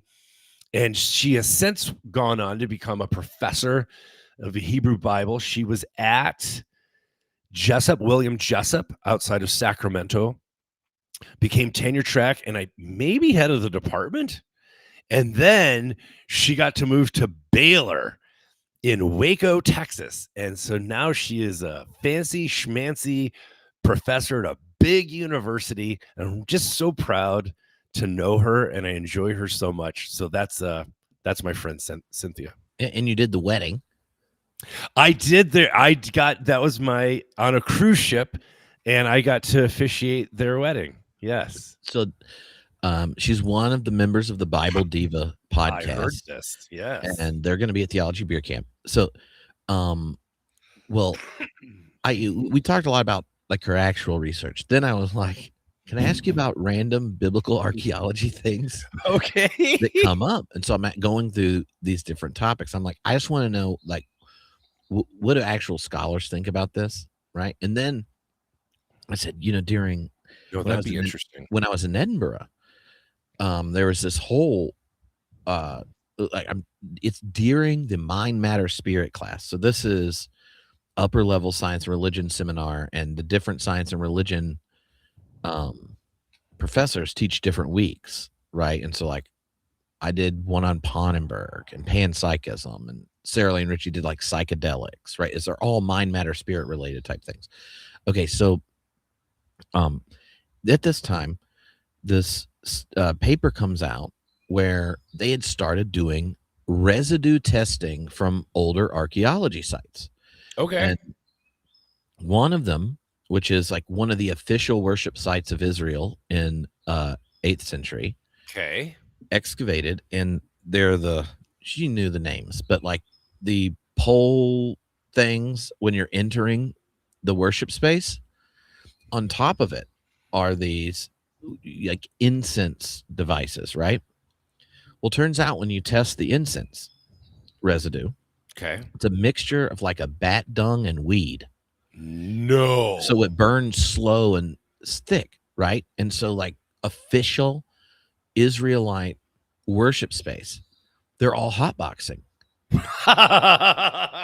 And of course, if you're in a class like this with graduate students, and one of the weeks is on psychedelics, right? And then she's like, yeah, well, a number of the Baal temples had opium.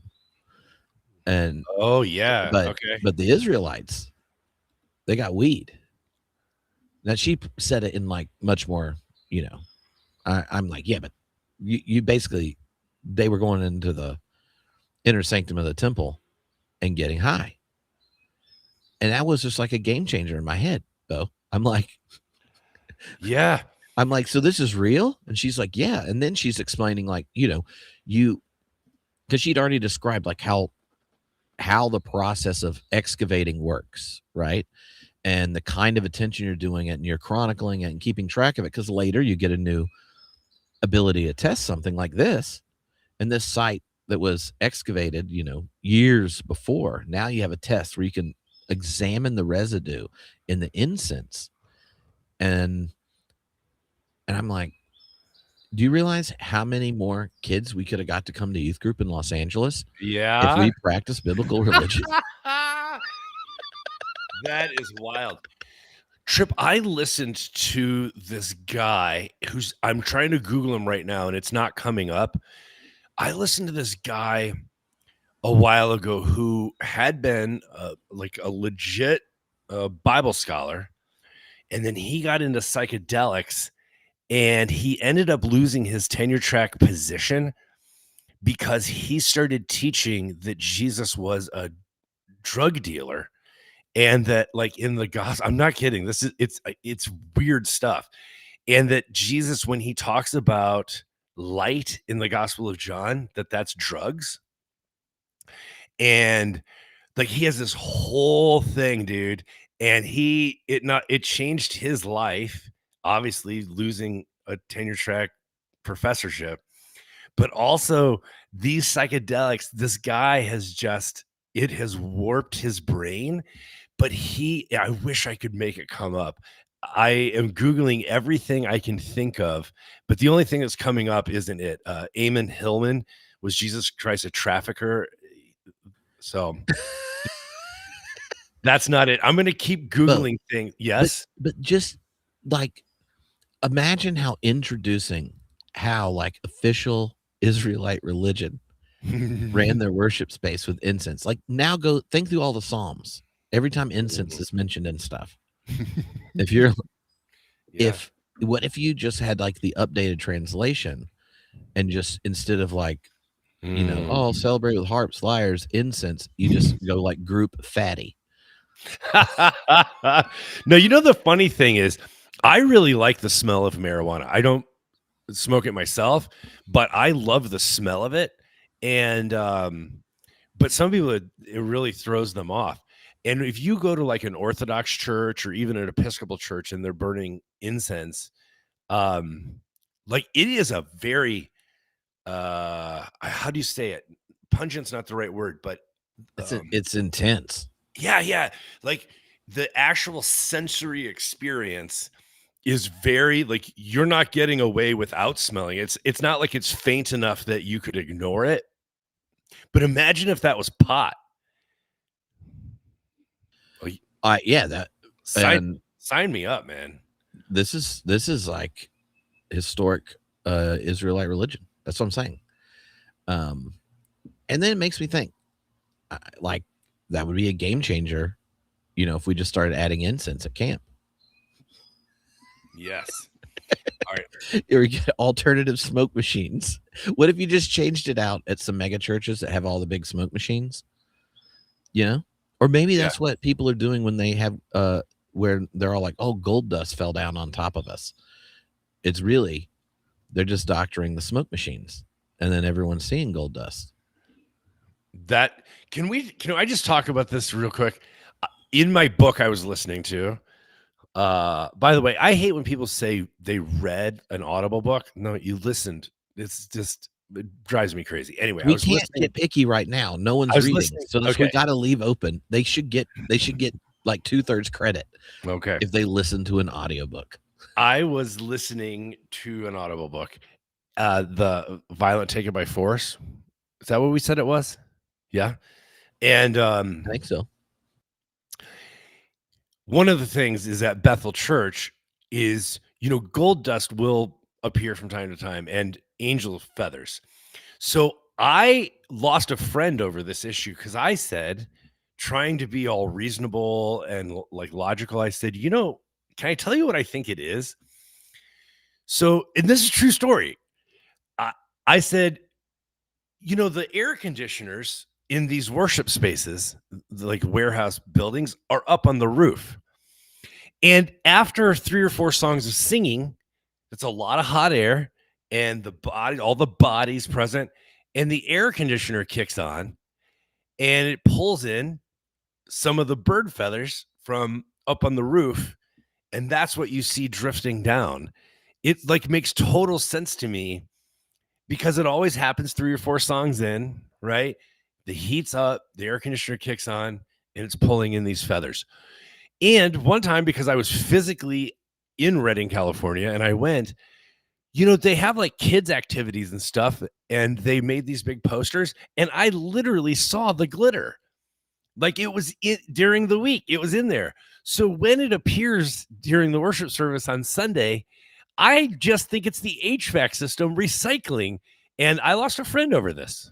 Oh, well, what if somebody just went and covered the whole place with gold dust when no one was there and you just came to worship, right? And you're like, can we still do the announcements or we need to jump to the altar call? I remember the first time you told me a story that involved gold dust, I thought you were talking about the wrestler. Because I wish I was. Gold dust was coming down from the ceiling, and I was like, at a church?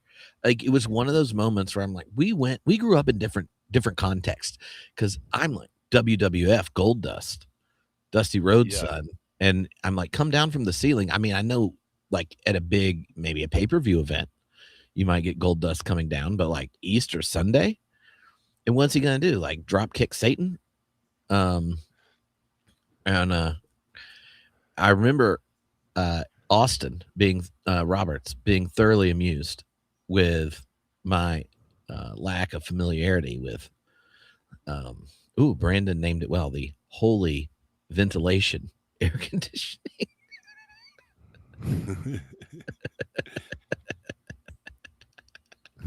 Oh man, the I'm like, Cynthia needs to like just go ahead and write a book on it, called like biblical drug use. Like, how many people would buy that book to either like it would generate sales from the people that are like, oh, this is great, but then you're using it to introduce biblical archaeology, right? And all the kind of stuff she digs. Like she has this whole bit on like what was the presence of the divine feminine in Israel. Like there are all these other things you could do, but you just start with you could call it like biblical drug use, feminine gods, and where the land of milk and honey came, or whatever, because one of her sites, and you get like, she was explaining, like you get like a square, right, and you're slowly working on it for a long time. Well, she found like it's not just that there were like lots of bees and you're collecting wild honey. Israelite actually tamed bees and found like how they had bees in their home and collected honey from it. And I was like, so you proved the Bible is being literal, right? It's not just a metaphor of milk and honey. They literally have a lot of bees. But if you're just wanting to sell some bucks and teach people about what you got to have the right angle, right? So you have some title where one of the 3 things in it is like biblical drug use or whatever, or like Amos and Jehovah Wanna. Yes. and you it's not like a contentious thing. You're just like reporting and helping people understand Israelite religion or biblical religion. You'd have to say it like that. And then you're going to get all these people like, oh, this is amazing, I learned about this stuff. And you're going to get like probably 3 megachurch pastors to write books about how wrong you are, which also gets sold. It's like love wins, right? Right. Yeah. Love wins is like, how many Christians, like, you could have said, Gregory of Nyssa said this, Origen said this. Yeah. Like when Paul said all died in Adam and all are made alive in Christ, he meant all, right? There's so many like boring ways to say the God who is love redeems all creation, and that's the actual character of God. Right. And the gospel is undermined without it. You could, but love wins, and then you have a trailer that's like Gandhi, and you're like, oh, he's a Hindu, and he didn't like killing people. How could that be Christian, right? All these people read it, and they're like, yeah, I love love. It actually sounds like Jesus. This is revolutionary. It's not revolutionary. It's called Orthodox Christianity. But then Francis Chan's just like, no, I need to make sure God has a hit list, right? Well, no love wins. Piper's like, farewell, right? Well, Cynthia, think of how many books she could sell if you're just like, yeah, biblical religion, you got high, had female deities, and they were hippies that have bees in their home. I'm just saying, you can help me pitch this to her. Yeah, I'm into it. That's a real book advance. This is not an academic book where you're like, I hope libraries buy it. This is every teenager rebelling at an evangelical church. Is like, they're like, why are you smoking weed and reading the Bible, hun? And he's like, I'm practicing biblical religion. I was going to having mead after fermented. I was going to go to church, but then I got high. I was going to That's because they don't have it at church. I was going to follow Christ, but then I got high. But see, you could just, then the new version is like, I went to church and then I got high. I followed Jesus because I was high on biblical religion. I mean, it would make the Rob Bell controversy look mild. Yeah. Yeah. Cynthia, skip the first hour and 40 minutes of this. as we figure out how you get a 3-figure book advance. It's too bad I'm not a scholar. I mean, I would write it, but I don't know what I'm talking about. So that's the problem there. Or she could write it and then for you, right? She's like, I work at Baylor University. I do real research. I don't want to like, but you're like, no, it's fine. It's fine. It could be by Bo Sanders. You know who could help us with this? We have so many cool friends, but Bill Walker went to Truett. Yeah. Which is at Baylor, I think. We could have him home burned Christianity. That's good. Well, you and Khaled did that series one time, Homegrown. That's yeah, but that was on like ecology, right? Yeah. Okay. I would, but there were people when they saw Homegrown Christianity, because they were like, they're changing from beer weed. This is what happens when Tripp moves to California. Oh my gosh, that was funny. Yeah, because and the logo was green. And so we were trying to say like God cares about creation, but some people thought that we were saying Jehovah Wana. What was the other thing that we called it? It was so funny. Oh, I can't remember. It was some like Pentecostal preacher. Yeah. And it was a YouTube video of this Pentecostal preacher who was getting high on the Holy Ghost. Right. And he had all these funny names where they're slightly modified names of God in the Bible to insert weed. But he wasn't actually smoking weed. He was just like an imaginary joint. Like, oh, Lord. And then he would like glossolalia with the Jehovah Wana. But he was like popular. Like he was a thing. And he had a funny goatee. He looked like he should smoke weed. And but he was just high on the Holy Ghost. That's God's lettuce. Wow. This has been between The Violent Taken by Force and our 5-book draft, and then this wild tangent. Yeah. This has been quite the episode. I wonder what you're going to name this episode. I have no idea. I have I no don't even know how you're going to narrow it down. Who knows? Who knows? But we do need a benediction though, Bo.